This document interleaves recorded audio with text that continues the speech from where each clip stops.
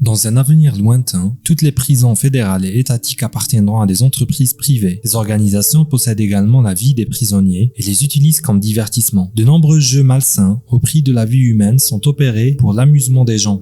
Au début du film, de nouveaux détenus sont admis dans une prison fédérale en Chine. Les détenus sont alignés et interrogés sur leur nom et leurs crimes. Parmi les criminels se trouve Ricky, 20 ans, qui a été condamné à 10 ans de prison pour voie de fait et homicide involontaire. Ricky n'est pas comme les détenus soumis habituels. Il ne prend pas la peine d'écouter les gardes et fait ce qu'il veut. De prime abord, ils ne l'aiment pas. Alors quand le détecteur de métaux sonne par sa faute, ils en profitent pour montrer leur dominance. Il est emmené à la machine à rayon X qui montre qu'il a des balles à l'intérieur de son corps. Les gardes demandent pourquoi il n'a pas laissé les médecins les extraire. Ce à quoi il dit que ce sont des souvenirs de la personne qui l'a tué. Personne n'ose répondre après le commentaire et Ricky est placé à l'intérieur avec les autres détenus. Le lieu est séparé en 4 parties dont les noms réfèrent à des directions différentes. Chaque partie est dirigée par un chef différent. Les dirigeants ont même le pouvoir de mettre fin à la probation des personnes et de travailler en étroite collaboration avec le directeur de la prison. Un matin, un tyran nommé Samuel est dans la salle de bain. Il arrache une serviette d'un détenu âgé nommé Omar qui finit par provoquer une dispute. Samuel et ses bras droits intimident le pauvre homme et lui cassent le nez. Un gardien vient calmer la situation, mais voyant que Samuel est l'auteur, il s'éloigne simplement. Ricky regarde l'incident se dérouler et lui fait un croche-pied, faisant tomber Samuel sur un morceau de bois clouté. Il est défiguré mais il survit.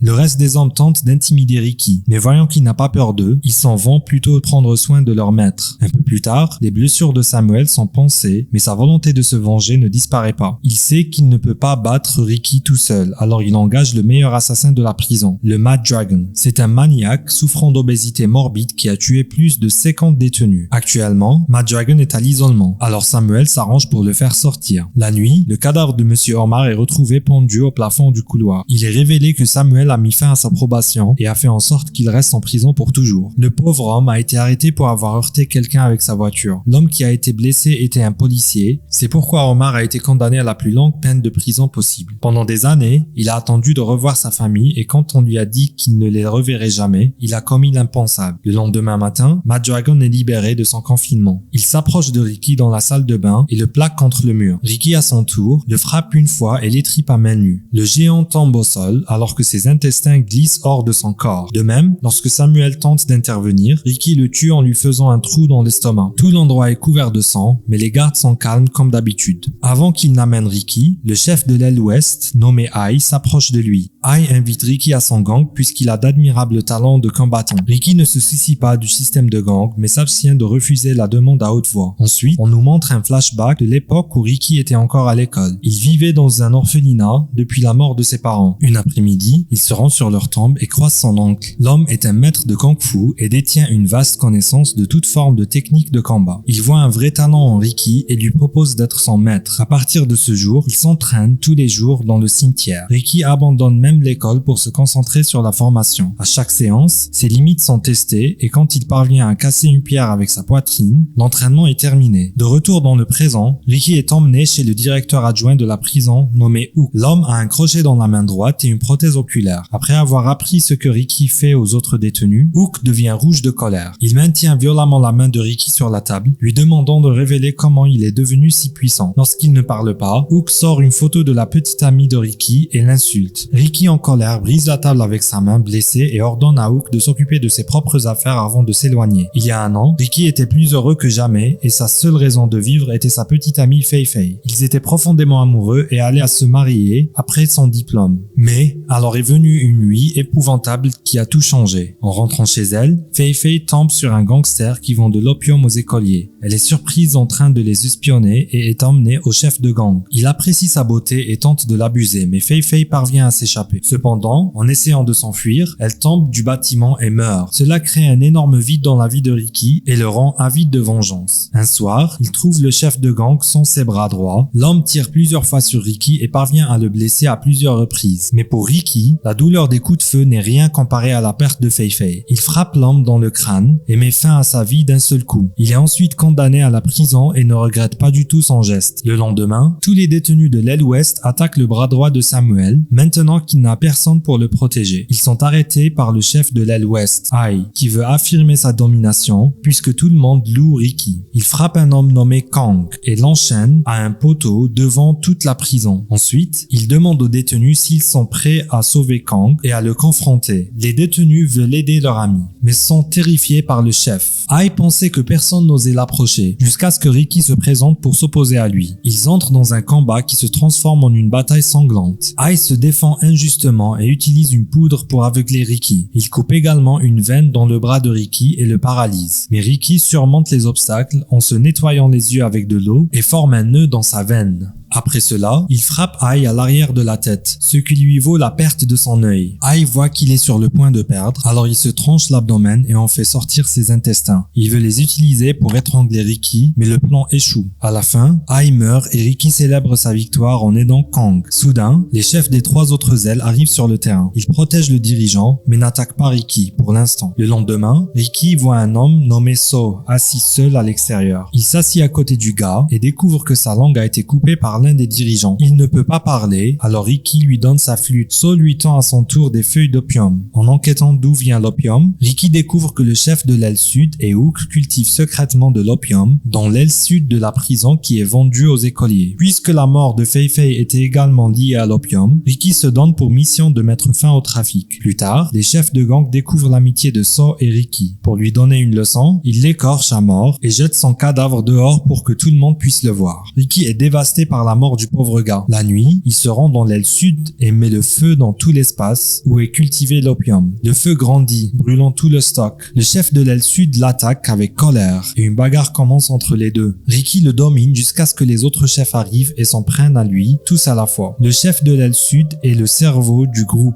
Le chef de l'aile nord se spécialise dans l'art de la ficelle et peut trancher les gens en deux avec un rouleau de fil, tandis que le chef de l'aile est est le plus puissant de tous. En utilisant leurs compétences de combat combinées, ils parviennent à capturer Ricky et à l'emmener dans une pièce. Un des chefs entre sans le savoir dans une pièce pour le combattre en tête à tête. Il regrette sa décision quand la pièce commence à se remplir de ciment humide. C'était le plan de Hook de tuer Ricky, mais il décide de préserver sa vie pour le moment. Ensuite, Ricky défie Hook d'être un homme et de se battre en tête à tête, mais le ciment sur son corps durcit et restreint ses mouvements. En conséquent, Ricky est à nouveau capturé. Le lendemain, le directeur de la prison revient de son voyage à Hawaï. Il a amené avec lui son fils gâté Wang. À cause de son poids, Wang trébuche sur le tapis. En conséquent, le gars qui a déroulé le tapis est tué. Le directeur traite les détenus comme de simples insectes à piétiner et ne se soucie que de son fils. En découvrant là que le trafic d'opium a été détruit, son sang bouillonne de colère. Hook l'amène dans une cellule où Ricky est attaché au plafond. Il est encore couvert de ciment, mais en les voyant, il retire la saleté de son corps. Puis, il attaque le directeur, le promettant de le punir pour le commerce de l'opium. Il est arrêté par le chef de l'Est qui verrouille les mains de Ricky et le bat afin de divertir le directeur et son fils. Au plein torture, quelqu'un mentionne le nom de Fei Fei, ce qui déclenche en Ricky une force inouïe. Il libère ses mains et donne un coup puissant à la gorge du chef, le tuant en un instant. Avant que Ricky ne puisse célébrer sa victoire, le plafond en métal commence à descendre. Il l'empêche de s'écraser sur lui et s'échappe, à la grande surprise de tous. Dans la scène suivante, il est positionné à l'intérieur d'un trou dans le sol et les prisonniers sont priés à l'enterrer. Ils font à contre-cœur ce qu'il leur dit. Apeurés pour leur vie, Ricky ne reçoit qu'un bâton de bambou pour l'aider à respirer. Il y reste plus d'une semaine en pensant à Fei Fei à chaque minute. Puis,